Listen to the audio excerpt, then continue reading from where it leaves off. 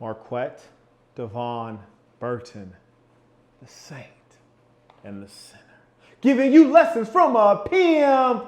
And we're really talking about the pimping today. Peace to the saints. Today we are talking about that most important topic of which very few can speak because very few have the expertise. We are talking about how do you do the old switcherooski, go from a monogamous relationship to a polygamous relationship. More to love, baby. How do we do it? That's the question you've been asking. This is going to be a very complex thing, so let's get into it. Number one thing to remember is make sure you take this first video and get these things done before you ask me what's next, because this is quite a bit to get done. Please take notes. This is high level game. You dig? Number one, and I had to make some notes here because this is some serious stuff. Number one, there's some prerequisites before expecting that a woman is going to allow you to have her and a couple other females and then them all be in full knowledge of one another. Number one, realize, saints, that you are asking for something that very few men have, a minuscule number of men in the modern era. Therefore, you are operating underneath the underlying assumption that you deserve more than the average guy, right? That's what you're saying. You tell her, hey, Patty, I want you, Sue, and Peggy too. So the number one thing is that your woman has to view you as a noble man, meaning you are a magnanimous leader. And the reason it's important that she views you in such high regard, because the number one worry that a woman is going to have where polygyny is involved is that you will leave her and prioritize another woman over her. Whether you eventually kick her out of the family or kick her to the side, or worse still, you keep her in the family and you just favor one of the other women.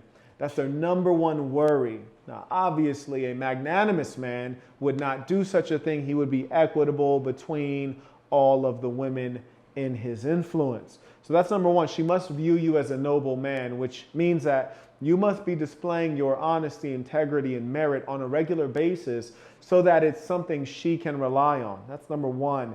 Number two, she must believe that you are greater than the average man. If she views you in humble terms, like, Marquette's a good guy. No, that's not going to cut it. She has to view that Marquette Devon Burton is a great man. And because he is such a cut above these other fellas, he indeed is entitled to more. He is entitled to me and whatever else he wishes. She must have that feeling for you. Now remember, when I teach game, it's so integrated. I'm teaching a whole system of being. So if you haven't been catching up on all of the other content I have about your character and the kind of man you are, make sure you review it. Because without her viewing you as a great man, this will not be possible. These are prerequisites, meaning they must occur before. The other one, she is in it forever. You said, hey, I'm Clyde, you're Bonnie. She signed up on a lifetime contract, believes that she is going to die with you. She has said in her mind, it is till death do us part, and it doesn't matter if this man is driving me toward death on a high-speed chase with the Bacon Boys behind us, busting off machine guns. I'm riding with them. I am Bonnie and he is Clyde. Until a woman believes that she's going to be with you forever, until she says, I'm hinging my wagon to his star, this will be highly unlikely to work. You have to have that feeling of, hey, love, we're in it together, us against the world. We're in it till our dying day. I can always rely on you. You can always rely on me. You can't have that woman who's like, oh, I need a prenup just in case. That woman will not work. Then that last piece is she has to be submissive. For the man to properly lead a polygynous marriage, and I just use the term marriage, not to say you're getting married legally, but a polygynous marriage with multiple wives, each female must be submissive because there will inevitably be challenges within any family, and they must be willing to defer to the man's leadership. If they are not submissive, whether they agree or don't agree to be a part of a polygynous marriage, there will be tremendous conflict that will go unresolved. At the end of the day, she has to believe that you are the final word and the final law. Now, there's two categories of women we should look at. The women who, upon hearing the concept of polygyny, that is a male having multiple wives, there are those who are willing and those who are unwilling. Let us start on the easy side, those who out of their mouth say they're willing, which still, as I've advised you, you mustn't just listen to what a woman says, you must interpret what she says. And because of that, though she says she's willing, that might not be the actual truth. Now, within the willing category, there are really three categories of women who say they're willing. Number one, those who are initially open to the idea. They're just open-minded women. They're generally of much higher IQ, or meaning they're outside of the mainstream for some reason. And because of that mindset or high IQ, they're open to consider the idea. Now, the reason I say high IQ, because they're using their rational mind to think through, like, polygyny is not evil. It's merely you doing something that has been done for hundreds of years. They understand that. I say the woman that is outside the mainstream because maybe they are, saying, hey, I'll go along with whatever you say, boss, because they're not really thinking for themselves. So there's that category of women who are initially open. Then there's a second category of women who are street women, meaning that they've had a lot of experiences in the informal economy. Maybe they've been involved in the criminal life. They grew up in a criminal family, whatever the case is. Because they're so gutter, urban, and street, they're open to this idea because they are familiar with the realities of man, the dark side of man. And so when you're being honest and saying, this is what I am, this is who I am, this is how I will behave, they can almost appreciate it because they knew that you had a side girl anyways, or that you were going to have one. So the fact that you want to include everyone and be honest, they're like, hey, well, I don't have to bust you by looking on your phone later. Cool, you're keeping it 100 with me. I can appreciate that. Because a street woman may have been a prostitute. She may know a prostitute. Her mama may have been a prostitute. And they are conditioned to exist under those circumstances in which a man has multiple women and the women know about it. So street chick is the other kind. The third category is a devoutly religious woman, a pious Muslim, a pious traditional fundamentalist Mormon, or some other woman of faith who acknowledges that many of the good books speak about polygyny and regard it in high esteem. And because of her faith, she's willing to go out on a limb and have faith in you that you might execute this union appropriately. Those are the three categories of women who are more likely to be willing. So if you want to, search for these women, search for those personality types and those traits.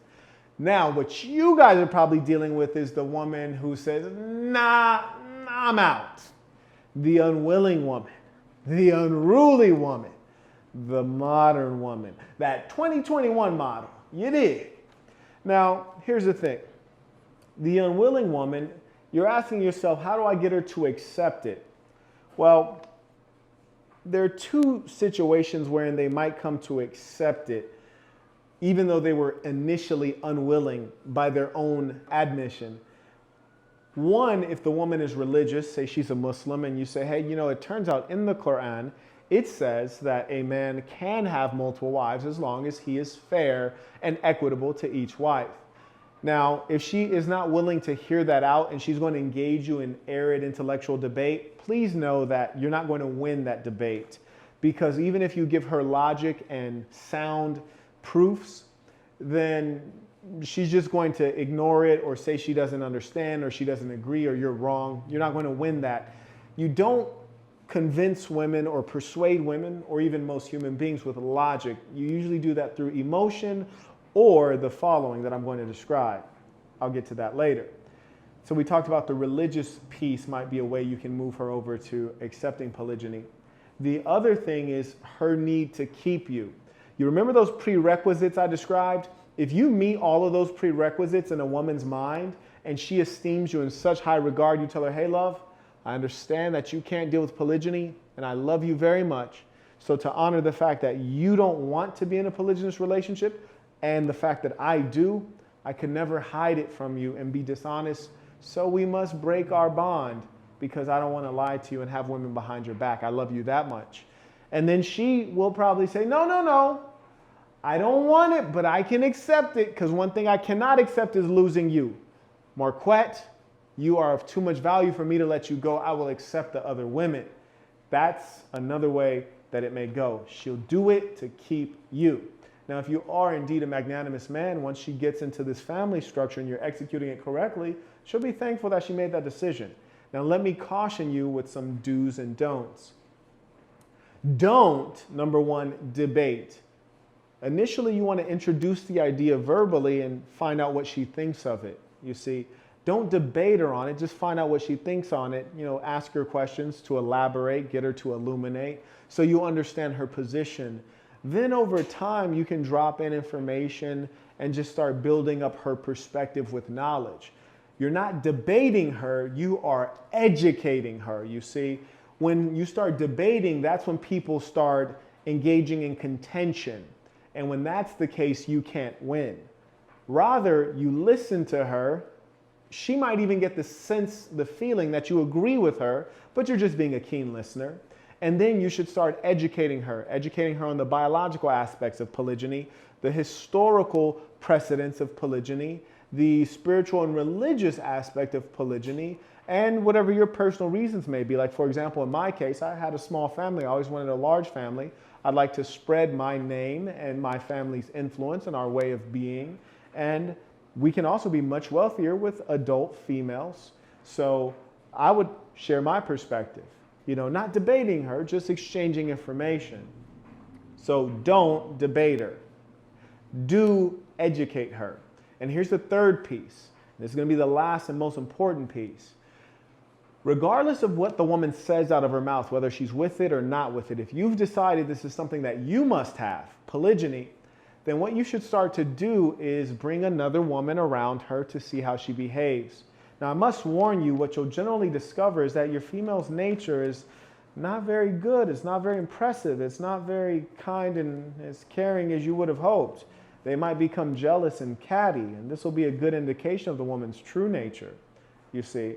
But what you really have to do is bring a second woman around. It doesn't even have to be a woman that you're romantically involved with. It could literally be a friend or your female cousin. Make sure that you go out and do a couple activities, not all on one day, on separate days. You might go to a movie, you, your girlfriend, and that other woman. You might go to dinner, you, your girlfriend, and that other woman. You're easing her into the experience and the structure. You're also observing the way she behaves and her true nature. After the first threesome, so to speak, threesome outing, not sexually, after that, you should download her mind and figure out what she thought of the experience. If you notice she begins backbiting the other woman, hear her out, and then let her know that that's not how you guys conduct yourselves. You don't put people down. You don't backbite people. You don't drag people through the dirt, especially people who are friends of yours or loved ones. And you're recalibrating her, showing your nobility, giving her good leadership, and letting her know this is not proper.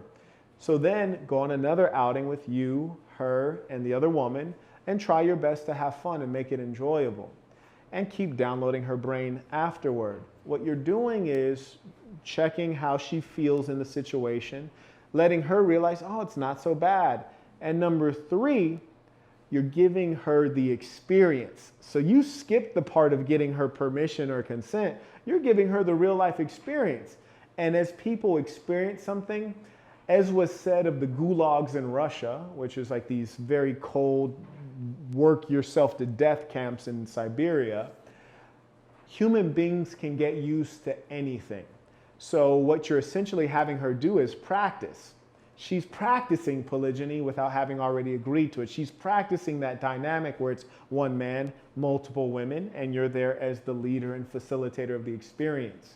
You give her that experience on a consistent basis. Next thing you know, she should become more open to it and you've had the requisite discussions.